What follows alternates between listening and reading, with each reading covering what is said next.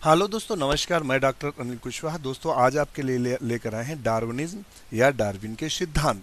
Darwin का जो सिद्धांत है, डार्विनिज्म से एक नए क्वेश्चन जरूर बनता है। अक्सर इससे क्वेश्चन हमने बनते हुए देखे हैं टीजीटी, पीजीटी, केवीएस और एनवीएस में।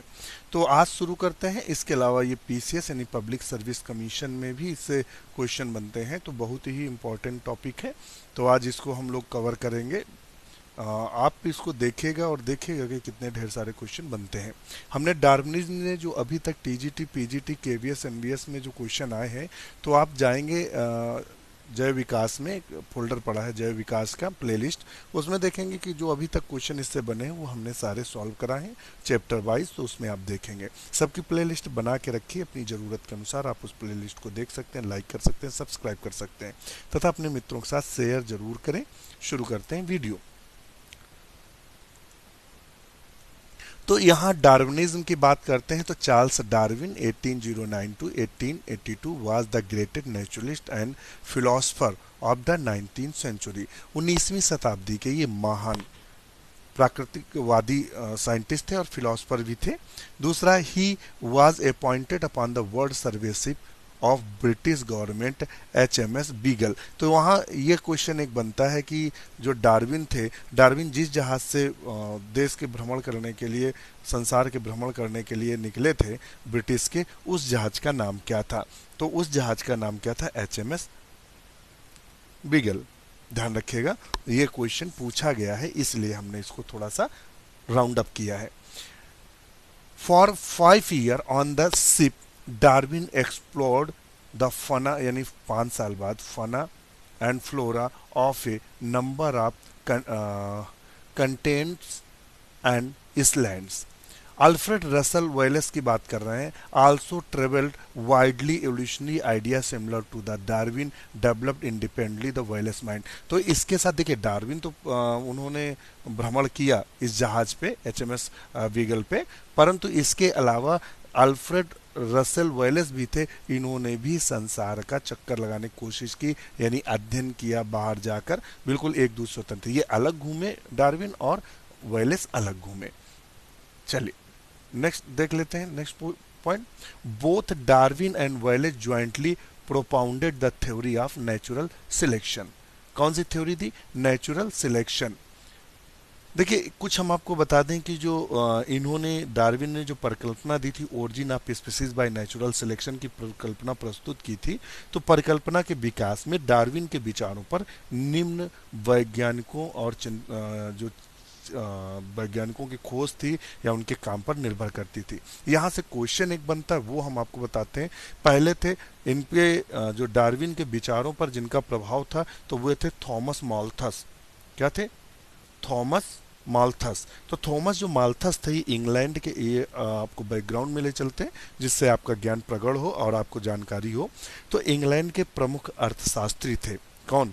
थॉमस माल्थस जो थे इंग्लैंड के प्रमुख अर्थशास्त्री थे, और चूंकि डार्विन भी इंग्लैंड के ही थे, इन्होंने 1838 में जनसंख्या सिद्धांत पर लेख लिखा था, यानी प्रिंसिपल ऑफ पॉपुलेशन। ये लेख लिखा था, प्रिंसिपल ऑफ पॉपुलेशन। इस पर थॉमस माल्थस ने एक लेख लिखा था। उनके अनुसार जनसंख्या बढ़ने पर पौधों एवं जंतुओं में जीवन संघर्ष बढ़ता है। पौधे और जंतु आपस में संघर्ष करने लगते हैं, जिससे योग्यतम का प्राकृतिक चयन होता है। जो सबसे बलिष्ठ, सबसे मजबूत होता है, वही जीवित रहता है, वो क्या मर जाता है। अच्छा, अब यहाँ देखते हैं।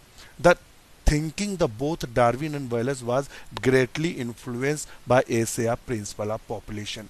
प्रिंसिपल जो थॉमस का प्रिंसिपल ऑफ पॉपुलेशन था, उनके विचारों से डार्विन और वेलेस दोनों प्रभावित थे।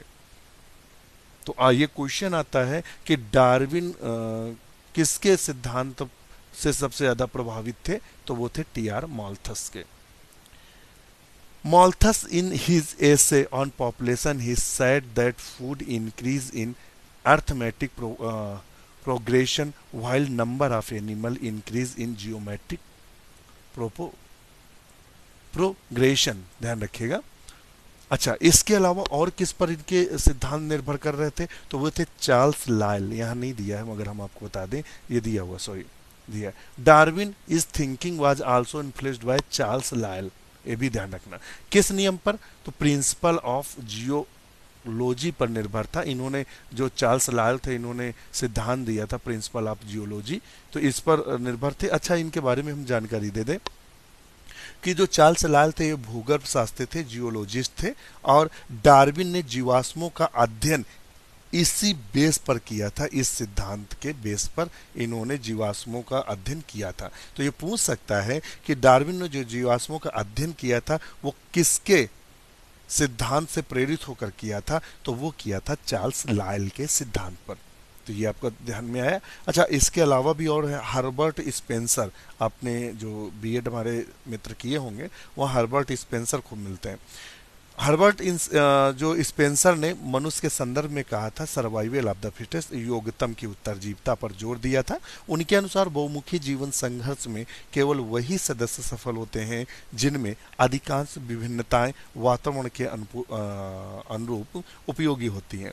डार्विन ने इसको नेचुरल सिलेक्शन कहा। जो सर्वाइवल ऑफ फिटेस्ट था, सर्वाइवल ऑफ फिटेस्ट किसके बेस पे था, तो सर्वाइवल ऑफ जो फिटेस्ट था जो ये दिया हुआ है, ये किससे प्रेरित था, तो ये था हर्बर्ट स्पेंसर से प्रेरित था। इसी से प्रेरित होकर इन्होंने नेचुरल सिलेक्शन दिया था। ध्यान रखिएगा, नेचुरल सिलेक्शन जो प्रेरित था वो हर्बर्ट स्पेंसर से था। ये एक स्पेशल टॉपिक था आपका। एक और वैज्ञानिक थे अल्फ्रेड रसेल वेलेस। ध्यान रखिएगा, ये दक्षिण पूर्वी एशिया तथा दक्षिणी अमेरिका की यात्रा की और स्वतंत्र रूप से प्राकृतिक वर्णन का अवधारणा तैयार की। वेलेस ने अपनी इस धारणा को जीवों की किस्मों में मूल दशा से अनिश्चित रूप से बदल जाने की प्रवृत्ति, यानी on tendency of the varieties to depart independently from original type नामक लेख के रूप में डार्विन के पास भेजा था। किसके पास भेजा था, डार्विन के पास। वेलेस के विचार डार्विन के निष्कर्ष से मिलते थे। तो ये था डार्विन की जो मुख्य theory based on the following 5 principle थे जो दूसरों पर निर्भर थे। तो वो था ओवर प्रोडक्शन, यानी संतानोत्पत्ति की प्रचुर क्षमता। फिर था स्ट्रगल ऑफ एग्जिस्टेंस, जीवन संघर्ष, और वेरिएशन दियर इनहेरिटेंस, और इसके साथ था survival of fittest, natural selection and species formation, यानी विभिन्नता एवं आनुवंशिकता, वातावरण के प्रति अनुकूल नई जातियों की उत्पत्ति आदि आदि था। तो ये था डार्विनवाद। इसके बाद और देखते हैं यहाँ से क्वेश्चन क्या बनते हैं। स्ट्रगल ऑफ द एग्जिस्टेंस में be interspecific between individual of the same species. तो इंटर स्पेसिफिक का यहाँ जो मतलब था वो इंडिविजुअल की सेम स्पीसीज के साथ था, और इंट्रा स्पेसिफिक है ये, इंट्रा स्पेसिफिक है, और इंटर स्पेसिफिक का था बिटवीन डिफरेंट स्पेसीज, और एक्स्ट्रा स्पेसिफिक का मतलब था between individual and it's environment. तो ये 3 शब्द आए। इंट्रा स्पेसिफिक का मतलब हुआ जैसे भाइयों में, और इंटर स्पेसिफिक का मतलब हुआ मान लेते हैं बकरियों के बीच में और शेरों के बीच में, यानी 2 जातियों के बीच में अलग अलग में। और एक्स्ट्रा स्पेसिफिक का मतलब क्या हुआ, इंडिविजुअल और इन्वायरमेंट के साथ struggle. There is the more competition for the survival between same animal of the same niche. देख लेते हैं फिर, the food light space the greatest competition. सबसे ग्रेटेस्ट कंपटीशन किसके लिए होता है, क्वेश्चन बना है तो फूड के लिए होता है, लाइट के लिए होता है, स्पेस के लिए होता है। Between 2 closely related species of same niche, community of existence the fittest was called survival of the fittest. Herbert Spencer अभी बताया था, किसने दिया था, हर्बर्ट स्पेंसर ने। वाइल्ड डार्विन, आपसे ये क्वेश्चन पूछ सकता बना भी है कि नेचुरल सिलेक्शन किसके सिद्धांत से प्रेरित था, तो वो हर्बर्ट स्पेंसर का जो सिद्धांत था सर्वाइवल ऑफ फिटेस्ट, उसके सिद्धांत पर नेचुरल सिलेक्शन प्रेरित था। तो देखिए ढेर सारे क्वेश्चन बन रहे हैं, बहुत ज़्यादा नहीं है। आप इसको देखेंगे तो क्वेश्चन देखिए लगातार बन रहे हैं और बने भी हैं। Darwin believe the variation of progressive factor for the evolution. He believed the variation which are useful in the particular environment got stabilized, giving rise to new species। कहता है कि जो वेरिएशन होती है डार्विन के अनुसार वो यूजफुल होती हैं, और अगर वो ज़्यादा यूजफुल हुई तो धीरे धीरे वो क्या होती हैं, सेट हो जाती हैं, स्पीसीज, नई स्पीसीज जन्म में मदद करती हैं। Darwin and Wallace publish joint paper. ये पूछता है वेलेस के साथ डार्विन का कौन सा ज्वाइंट पेपर पब्लिश हुआ था ओरिजिन ऑफ स्पीसीज 1858 में। ये क्वेश्चन बना हुआ है, आप वीडियो देखेंगे यहाँ से बना है। उन्होंने वहाँ पूछा था डार्विन ने अपना ओरिजिन ऑफ स्पीसीज कब पब्लिश की थी, तो मेनता वहाँ दिया रहता है 1859 में, जो पूर्ण रूप से पब्लिश थी, मतलब पूरा इनकी बुक जो था on the origin of species by means of the natural selection, वो 1859 में, और ओरिजिन ऑफ स्पीसीज 1858 में वेलेस के साथ पेपर पब्लिश था, ये किताब में पब्लिश था। सम ड्रॉबैक्स ऑफ डार्विन थ्योरी यार, कुछ ऐसे भी कारण थे जहां ये सक्सेस नहीं हुए, या इनके ड्रॉबैक थे, या जहां ये बताने में असफल रहे। तो देख लेते हैं वो कौन कौन से ड्रॉबैक थे। तो एक तो डार्विन ने, देखिए हम आपको ऐसे बता दे रहे हैं, समझ लीजिएगा। डार्विन ने सूक्ष्म तथा सीधी गति से होने वाले परिवर्तनों पर अधिक जोर दिया, परंतु उन्होंने किसी भी अंग के विकास की प्रारंभिक अवस्था के महत्व पर कोई प्रकाश नहीं डाला है। एक ये भी था, डार्विनवाद में ऑसोसियंग वेस्टिजियल ऑर्गन की उपस्थिति की व्याख्या नहीं की गई है। तो ये कुछ थे।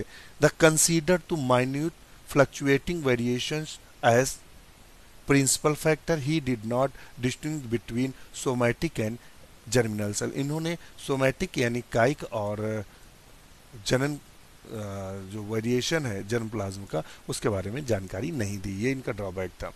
To explain the transmission of character from the generation to one generation to other, Darwin ने कहा था कि जो लक्षण एक पीढ़ी से दूसरी पीढ़ी जाते हैं, उनमें जो प्रपोज किया था उसे हम पैनजेनेसिस थ्योरी बोलते हैं। बहुत क्वेश्चन इंपॉर्टेंट है और कई बार पूछा गया है कि पैनजेनेसिस थ्योरी किसने दी थी, तो डार्विन ने दी थी। ये भी पूछा था पैनजेनेसिस थ्योरी किससे संबंधित है, तो ये लक्षणों के एक पीढ़ी से दूसरी पीढ़ी जाने से संबंधित है।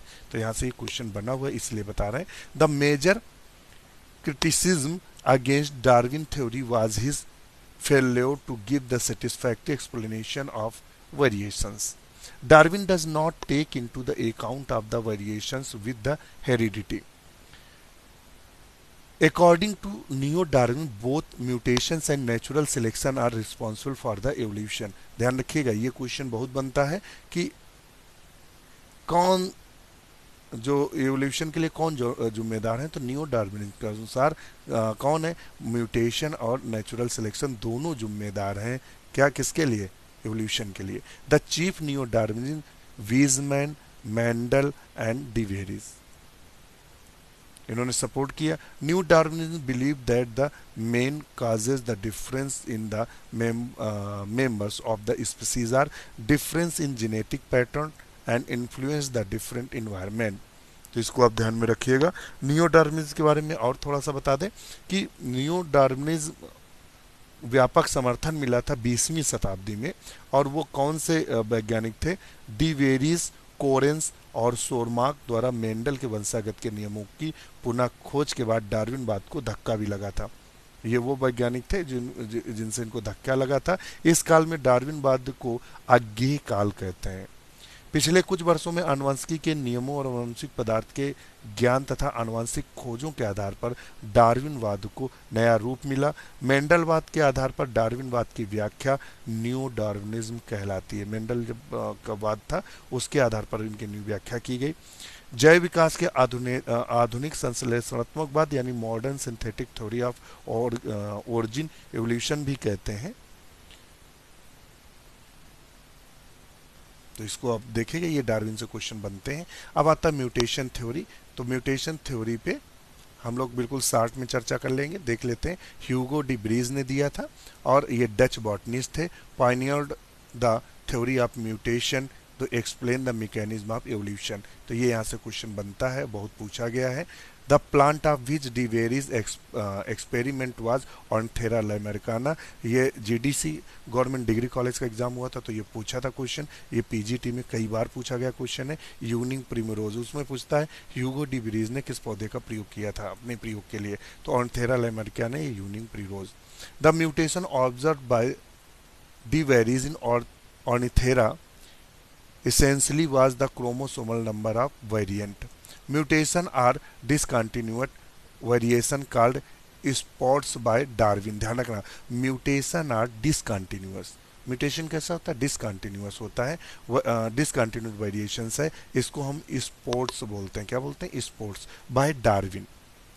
ध्यान रखना, क्या बोलते हैं, स्पोर्ट्स, किसके माध्यम से, डार्विन के माध्यम से इसको स्पोर्ट्स बोलते हैं।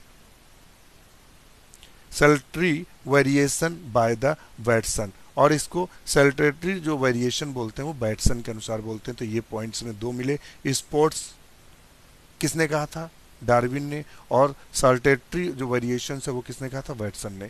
Mutation are generally harmful and recessive. देखिए ये भी पूछते हैं म्यूटेशन कैसा होता है, तो जनरली हार्मफुल होता है और रिसेसिव होता है। ये क्वेश्चन कई बार बना है। Role of mutation in the evolution is genetic variation. Mutation are due to change in chromosome, genes और डीएनए। नेक्स्ट क्वेश्चन है, to be the successful event for the evolution, a mutation must occur in germplasm DNA.